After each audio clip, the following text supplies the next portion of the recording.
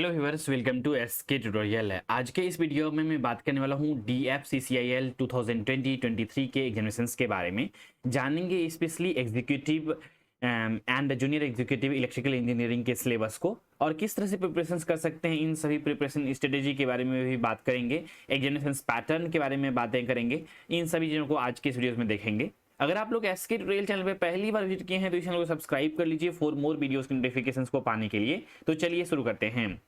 देखते हैं यहाँ पर सबसे पहले सिलेबस क्या है, आपके स्क्रीन के ऊपर आ चुका है। यहाँ पर जो सिलेबस है basically part wise, part first में DFCCIL 2020-23 के लिए जो एग्जीक्यूटिव इलेक्ट्रिकल के लिए मैं सिलेबस को लिख रहा हूँ, यहाँ पर जो आता है कि बेसिकली जनरल एप्टीट्यूड यानी सेक्शन ए यानी पार्ट ए में जनरल एप्टीट्यूड, रीजनिंग और जीके जीएस से क्वेश्चन रहते हैं, जीके से क्वेश्चन रहते हैं। यहाँ पर जो टोटल नंबर ऑफ क्वेश्चन रहता है वो 24 नंबर ऑफ क्वेश्चन रहते हैं, 24 क्वेश्चन रहते हैं। और पार्ट बी में आता है रिलीवेंट ट्रेड, यानी कि अगर मैं इलेक्ट्रिकल इंजीनियरिंग की बात कर रहा हूँ तो इलेक्ट्रिकल इंजीनियरिंग से क्वेश्चन जो रहता है वो बेसिकली 96 क्वेश्चन रहते हैं। और टोटल जो नंबर ऑफ क्वेश्चंस हो गया, इस दोनों को ऐड करेंगे तो हो जाएगा 120 क्वेश्चंस। और इसको कंप्लीट करने के लिए आपको 2 आवर्स का टाइम दिया हुआ रहता है। ये MCQ CBT बेस्ड यानी कि कंप्यूटर बेस्ड टेस्ट एग्जामिनेशंस होते हैं, जिसको प्रीलिम्स एग्जामिनेशंस कह सकते हैं हम लोग। इसमें जो क्वालिफाई करता है उसके वो फिर डॉक्यूमेंट वेरिफिकेशंस के लिए बुलाया जाता है, जो क्वालिफाई कर जाता है। चलिए एक नजर डालते हैं हम इलेक्ट्रिकल इंजीनियरिंग के सिलेबस के ऊपर। सबसे पहले जो क्वेश्चंस ज़्यादा पूछा जाता है वो पूछा जाता है basically circuit analysis and control से ज़्यादा क्वेश्चन पूछा जाता है, circuit analysis and control system से। और ईजी भी है ये दोनों सब्जेक्ट। इस सब्जेक्ट को अच्छे से ध्यान से पढ़ना चाहिए। इसका तो पावर ट्रांसमिशन एंड डिस्ट्रीब्यूशन कह सकते हैं, पावर सिस्टम से क्वेश्चन रहता है, इलेक्ट्रिकल मशीन से क्वेश्चन रहता है, पावर इलेक्ट्रॉनिक्स से, मेजरमेंट एंड इंस्ट्रूमेंट सब्जेक्ट पढ़े होंगे, और रेस्ट से भी आता है, और एलिमेंट्री सिस्टम जिसको कहते हैं, जिसमें एलिमेंट्स के बारे में पढ़ते हैं, सेमीकंडक्टर्स के बारे में पढ़ते हैं, उस सब्जेक्ट के भी क्वेश्चन रहते हैं। तो यानी कि ये है आपका इलेक्ट्रिकल इंजीनियरिंग का सिलेबस। ये सभी सब्जेक्ट को, इस सभी पेपर को बेसिकली देखना होता है।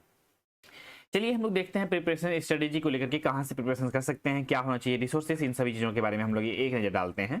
अगर आप लोग चाहते हैं अच्छे तरह से डेडिकेटेड प्रिपरेशन करने के लिए तो आप लोग के लिए रिसोर्सेस है, मैं बता रहा हूँ। एक सबसे पहला तो एक रिसोर्सेज है एसके ट्यूटोरियल का पेड कोर्स में आप इनरोल कर सकते हैं। एसके ट्यूटोरियल का खुद का एक ऐप है जिस चैनल पे आप देख रहे हैं।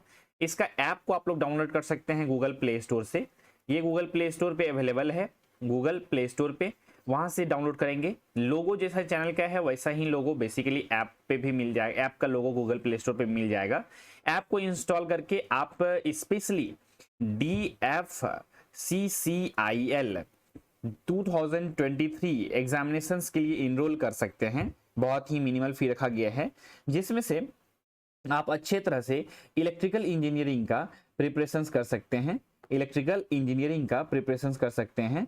साथ ही साथ है इसमें जो प्रिपरेशंस करेंगे आप, इसमें नॉन टेक पोर्शन भी आपको कवर कर दिया जाएगा इसी कोर्स में, इसी बैच में। इस वजह से आपको technical as well as non technical दोनों आपको इसी में करवा दिया जाएगा। नॉन टेक्निकल का चूंकि सिलेबस वास्ट रहता है, क्योंकि इसमें मैथ्स के क्वेश्चन भी रहते हैं, इसमें रीजनिंग के भी कुछ क्वेश्चंस रहते हैं, इसमें जीके का क्वेश्चन भी रहता है। अब जीके के क्वेश्चन का कोई लिमिट नहीं रहता है कहाँ से पूछ लिया जाएगा, लेकिन चूंकि मैं पढ़ा रहा हूँ बहुत दिनों से, बहुत वर्षों से, तो इस वजह से एक एक्सपीरियंस हो गया है किसी भी एग्जामिनेशंस को लेकर के कि किस तरह के एग्जामिनेशंस पैटर्न हैं, किस तरह के क्वेश्चन पूछे जाते हैं। तो एक प्रॉपर गाइडेंस मिलेगा तो आप लोग एक सही डायरेक्शन में प्रिपरेशन कर पाएंगे और एक सहूलियत रहेगी आप लोगों के प्रिपरेशन के लिए।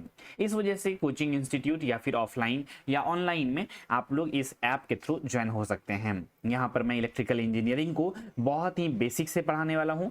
अदर फैकल्टीज का नीड होगा तो वो भी अदर फैकल्टीज भी क्लासेस को लेंगे अदर सब्जेक्ट को का।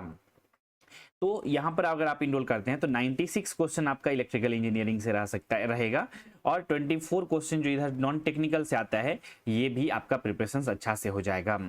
तो एक ही जगह पे सारा सोर्स, मतलब रिसोर्सेज जो भी है एक ही जगह पे आपको मिल जाएगा एक बार पेड कोर्स में इनरोल होने के बाद। तो आप लोगों को पैनिक नहीं होना पड़ेगा, ज़्यादा इधर उधर भटकना नहीं पड़ेगा कि कभी नेट पर सर्च कर रहे हैं कि करंट अफेयर्स का क्वेश्चन कहाँ से करें, क्योंकि जीके में करंट अफेयर से भी क्वेश्चन आ जाते हैं। तो बहुत सारा वास्ट होता है, चूँकि कॉम्पिटिशन नेक्स्ट लेवल का है।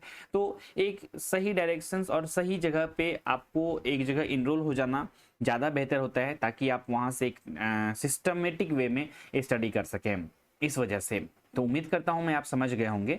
तो इलेक्ट्रिकल इंजीनियरिंग का सिलेबस आपने देखा, क्या कैसे प्रिपरेशन कर सकते हैं इसको देखा।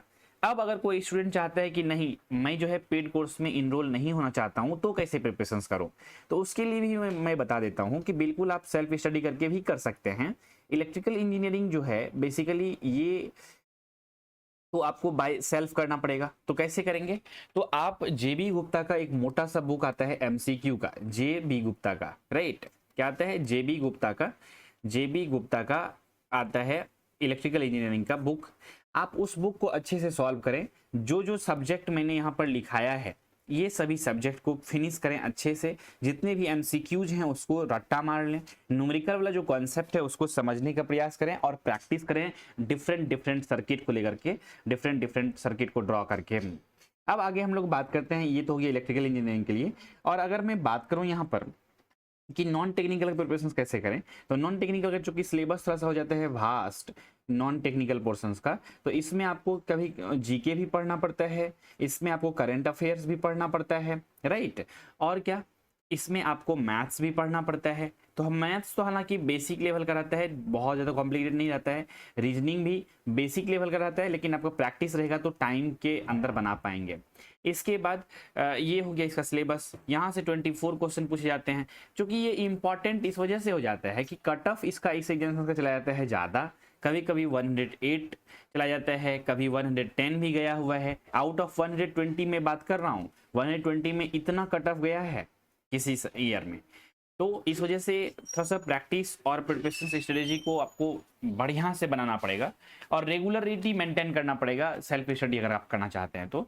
जीके के लिए आप सिंपल में कर सकते हैं, कोई भी मैगजीन्स को पढ़ सकते हैं। करंट अफेयर्स के लिए जीके उस तरह के जीके को पढ़ें जो फाइनेंशियल, इकोनॉमिक और रेलवे से रिलेटेड हो, रेलवे के हिस्टोरिकल रिलेटेड जीके हो, जनरल नॉलेज हो, तो इस तरह से प्रिपरेशन कर सकते हैं। मैथ्स तो बेसिक कोई भी मैथ्स बुक उठा सकते हैं, ट्रिक से समझें, important chapters time distance, percentage, distance and time, ये सभी जो है चैप्टर्स को कवर कर सकते हैं। रीजनिंग में अल्फान्यूमेरिक सीरीज, डिकोडिंग, इनकोडिंग, ये सभी जो टॉपिक्स हैं ये सब टॉपिक्स को देख सकते हैं। तो ये आप सेल्फ स्टडी के थ्रू कर सकते हैं। इसमें थोड़ा सा इफर्ट आपको ज़्यादा लगाना पड़ेगा क्योंकि आपको ये सेल्फ करना पड़ेगा। तो राइट, उम्मीद करता हूं मैं आप इन सभी चीज़ों को समझ गए होंगे। तो ये वीडियोस भी पसंद आया होगा। यदि आपको इस एग्जामिनेशन से रिलेटेड किसी भी तरह का क्यूरीज है तो आप लोग जो है कमेंट में लिख करके पूछ सकते हैं। और हाँ, अगर आप पेड कोर्स में इनरोल होने में आपको किसी भी तरह की समस्याएं आती है, किसी भी तरह का प्रॉब्लम आता है, तो आप जो है व्हाट्सएप कर सकते हैं इस नंबर पे, जो नंबर मैं लिख रहा हूँ 7903200795 पर। इस नंबर पे अपना क्वेरीज, जो भी क्वेरीज होगा इस पे व्हाट्सएप कर सकते हैं। कॉल नहीं करें इस नंबर पे, क्योंकि ये नंबर कॉल के लिए नहीं बनाया गया है। तो इस नंबर पे आप व्हाट्सएप कर सकते हैं, जो भी इशूज रहेगा कोर्स में इनरोल होने से रिलेटेड वो चीज़ों को रिजॉल्व कर दिया जाएगा। अगर कोई तरह का क्यूरीज नहीं रहता है तो फिर आपको कोई प्रॉब्लम नहीं है। ये बस मैंने आपके हेल्प लाइन के लिए हेल्प लाइन नंबर टाइप का दे दिया है आप लोगों को। उम्मीद करता हूँ आप लोगों के लिए ये हेल्पफुल रहा होगा वीडियोज़। तो फिलहाल रखते हैं आज के इस वीडियो में बस इतना ही। मिलते हैं फिर नेक्स्ट वीडियोस में, तब तक के लिए नमस्कार, जय हिंद, वंदे मातरम।